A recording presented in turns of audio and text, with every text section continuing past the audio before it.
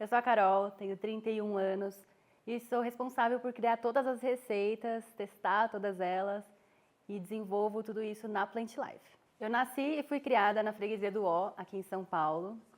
Tenho meus pais, tenho minha irmã também, que é 2 anos mais nova do que eu. A gente é bem próximo, a gente se vê quase todo final de semana. Eu sou casada com o Leandro, a gente já está junto há 15 anos, casados há 5, morando juntos também há 5, 6 anos. A gente se conheceu na escola, então faz bastante tempo, aí desde os meus 16 anos que a gente já está junto aí. A gente tem 2 cachorras, 2 vira-latinhas, a Bali e a Magali. A Bali tem 5 anos, a Magali deve ter uns 3, 4 anos. Ainda não temos filhos, também não tenho planos tão perto assim de ter também.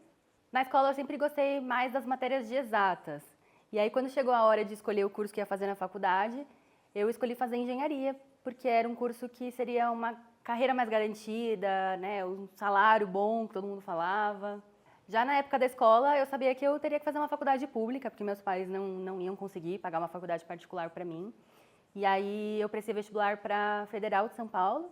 Aí eu passei em Engenharia Química na Unifesp em 2012. Na época ainda estava tendo aquele programa do governo Ciências Sem Fronteiras, e aí eu consegui participar, fui para a Austrália em 2013 até 2014, e foi maravilhoso, assim. Depois até o meu marido foi também junto comigo.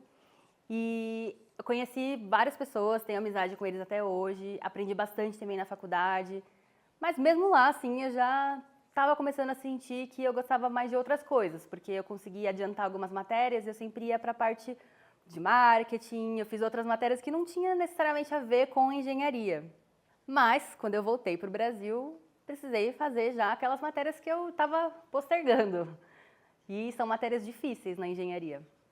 Além de perceber que eu já não estava muito feliz ali na engenharia, eu também não consegui estagiar. E aí eu precisei encontrar uma outra forma de ter uma renda extra. Foi aí que eu e meus amigos decidimos fazer ovos de Páscoa para vender em um ano. A gente já gostava de cozinhar, eu sempre fiz doce para a família e tudo mais, mas sempre foi um hobby. E aí, pensando nessa renda extra, a gente se juntou e falou, vamos vender ovo de Páscoa, porque a gente já tinha feito um para o outro, tipo um amigo secreto de ovo, e ficou muito gostoso. E aí a gente começou a pensar, né, como que a gente vai divulgar, qual tipo de cardápio que a gente vai criar, né, quais são os sabores que a gente gostaria de comer, pensando como cliente, não como, né, quem iria produzir ali tudo isso. E aí começaram a surgir vários problemas, né? Problema de logística, porque a gente começava a fazer as entregas nós mesmos, a gente não tinha produção organizada, era tudo em casa, né? Na casa da minha mãe, inclusive, que eu morava com ela ainda. E até a nossa amizade começou a ficar meio conturbada. A gente brigou e tudo mais, mas depois a gente resolveu. E financeiramente foi bom, porque a gente conseguiu bastante cliente logo nesse meu primeiro ano. A gente divulgou pela internet e tudo mais. Mas depois a gente decidiu não continuar com essa parceria entre amigos. E aí continuou só eu e minha irmã. Durante o ano, depois da Páscoa, eu comecei a vender alguns kits de brigadeiro, brownie e tudo mais. Comecei a me organizar melhor, né? Porque afinal estava só 2 pessoas.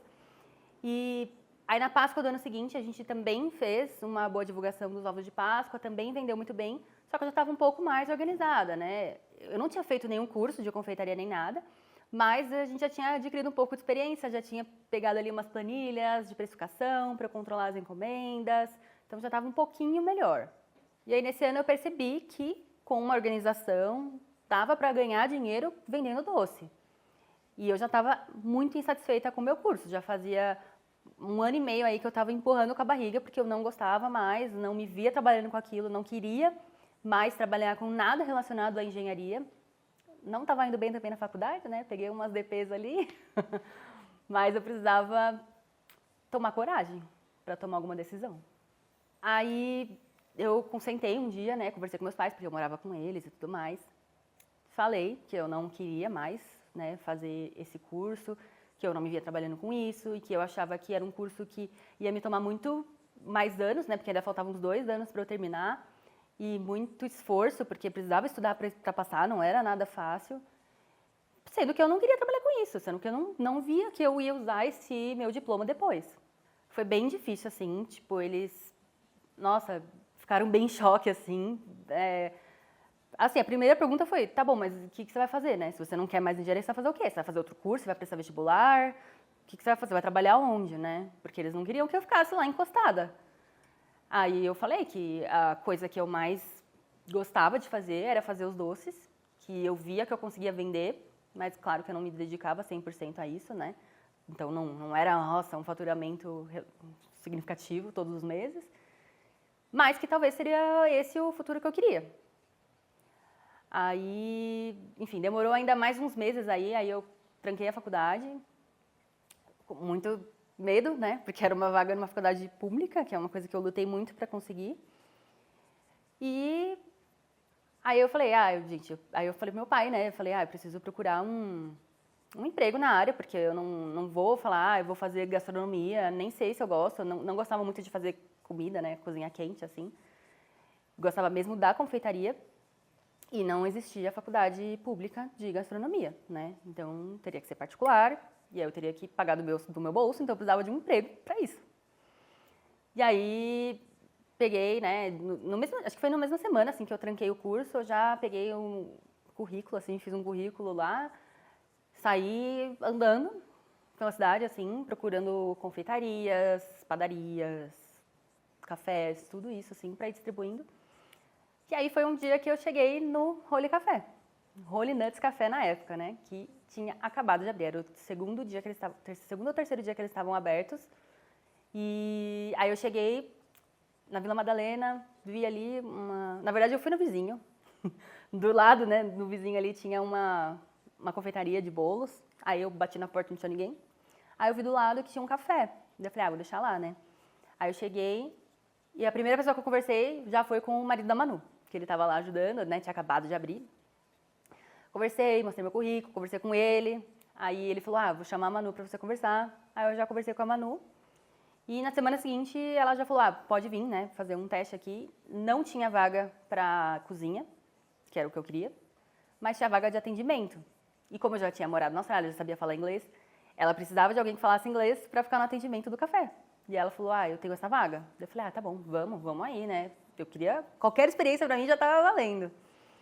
E aí, logo nessa primeira semana que eu cheguei, a menina que trabalhava na cozinha teve um problema de saúde, ela não pôde mais ficar. E aí, ela falou, Carol, eu preciso de ajuda na cozinha. Aí eu fui pra cozinha e aí eu me encontrei, assim, né? E ela também me encontrou, porque ela estava precisando, eu estava querendo, a gente se uniu ali. E aí começamos a produzir vários doces e era um universo diferente para mim, porque era tudo sem glúten, a maioria das coisas já era sem leite e eu trabalhava com confeitaria tradicional. E aí com o tempo que eu fui estudando pelo YouTube, em blog, na internet, assim, eu e ela, na verdade, né? A gente foi ela ficava o tempo inteiro na cozinha no começo, tá, gente? Hoje em dia ela não é dos doces, mas naquela época ela ficava na cozinha. E aí a gente foi testando os doces, né, a gente testava e já vendia, né? Uma loucura. Mas os clientes ali que eram o principal termômetro, né? Se eles gostassem, a gente colocava ali na vitrine para vender. E aí foi assim que eu comecei na confeitaria inclusiva. Como era uma cafeteria, tinha ali uma vitrine de doces.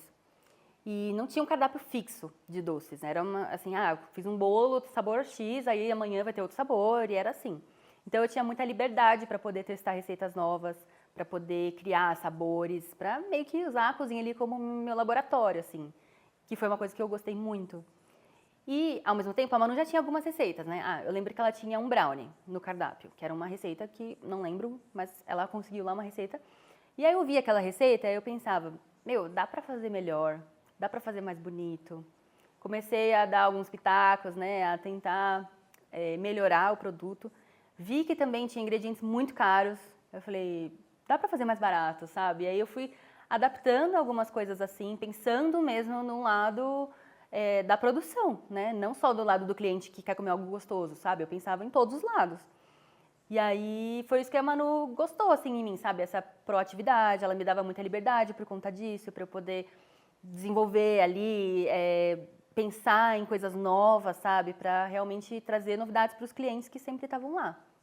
Muita gente fala que eu tive sorte, mas eu me dediquei muito para que os doces do café fossem muito bons e que tivesse sucesso. Eu queria que o café prosperasse.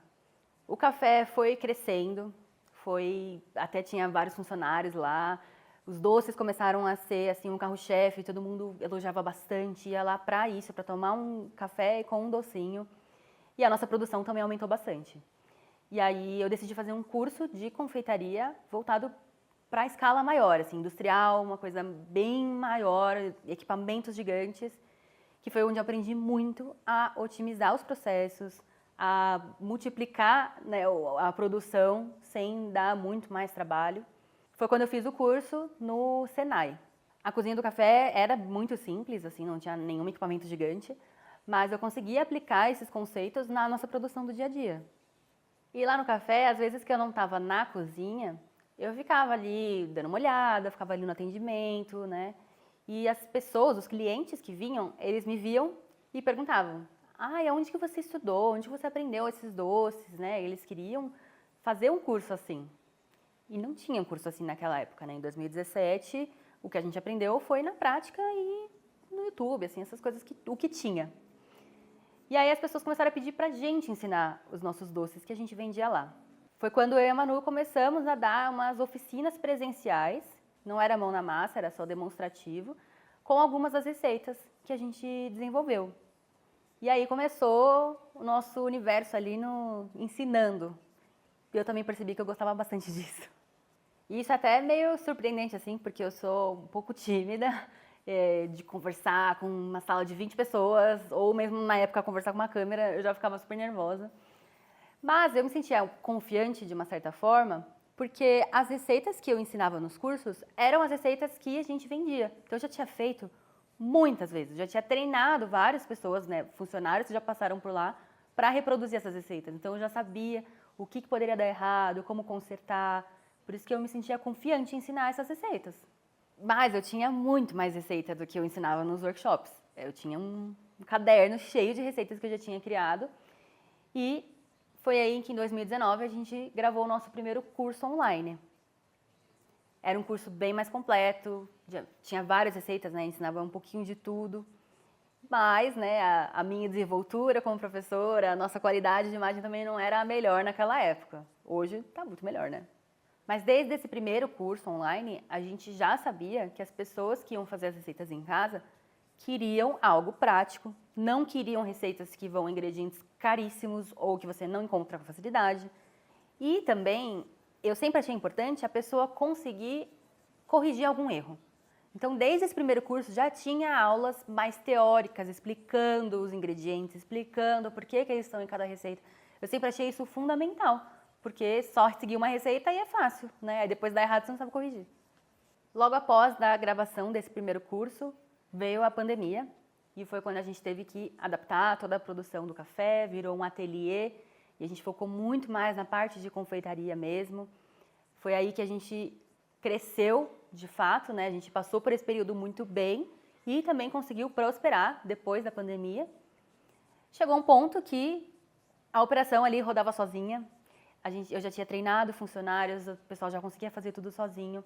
E aí eu fui me distanciando da produção no dia a dia do café para conseguir focar mais na Plant Life que estava surgindo. Nesse tempo a gente refez o curso, pensou tudo certinho ali para ter uma estrutura completa. Também cresceu o número de alunos, a gente começou a fazer conteúdo para YouTube, para Instagram, e o número de alunos cresceu, demandando muito mais suporte, né? Eu passava o tempo inteiro ali dedicada à Plant Life. E a Manu ainda estava nessa divisão de tempo aí. Chegou um momento que a gente precisou tomar uma decisão, né? Ou a gente ia desistir, assim, não dá para fazer Plant Life, né? A gente vai focar no café, ou escolher a Plant Life, e foi o que a gente fez. A gente viu que com a escola a gente conseguiria chegar em muito mais pessoas, as pessoas era uma satisfação pessoal, assim, de muita gente, de conseguir fazer um doce e de viver da confeitaria, porque o nosso objetivo sempre foi ensinar, na prática, o que a gente aplicava no nosso negócio, que deu muito certo. Então, uns 2 anos aí depois da pandemia, a gente resolveu investir na Plant Life, a gente veio para um estúdio, a gente montou, assim, a cozinha dos sonhos, o que eu sempre quis, facilitou muito a nossa produção de conteúdo, a gente regravou praticamente o curso inteiro. E tudo para melhorar a qualidade tanto das receitas, né? Porque, claro que eu sempre continuei estudando confeitaria, então sempre teve pequenos ajustes nas receitas para melhorar, para facilitar o modo de preparo, quanto também na parte, né, de produção de conteúdo, para ficar com um áudio melhor, com uma iluminação melhor, com uma imagem melhor, para vocês conseguirem ver o ponto dos doces. Posso falar que depois de todos esses anos fazendo doce, trabalhando com isso, hoje eu me encontrei, assim, o meu objetivo é que os meus alunos consigam fazer doces iguais aos meus, ou até melhores, né? Tem alunos que já criaram variações, já vendem variações das minhas receitas, e eu fico muito feliz com isso. E eu quero que os alunos prosperem, que os alunos consigam viver da confeitaria em casa, se seja o objetivo deles, ao abrir um ateliê, se esse for o objetivo. A gente quer oferecer todas essas ferramentas de uma forma simples, né? Sem complicar, sem ficar falando um linguajar que o confeiteiro não entende, porque eu, como confeiteira, gosto de passar a sinceridade, a verdade. E que as pessoas consigam se sentir realizadas. Eu sei que para muita gente é um sonho viver da confeitaria, que pode parecer distante agora, mas você vai estudando de pouquinho em pouquinho, você vai adquirindo experiência também e vai se sentindo mais confiante.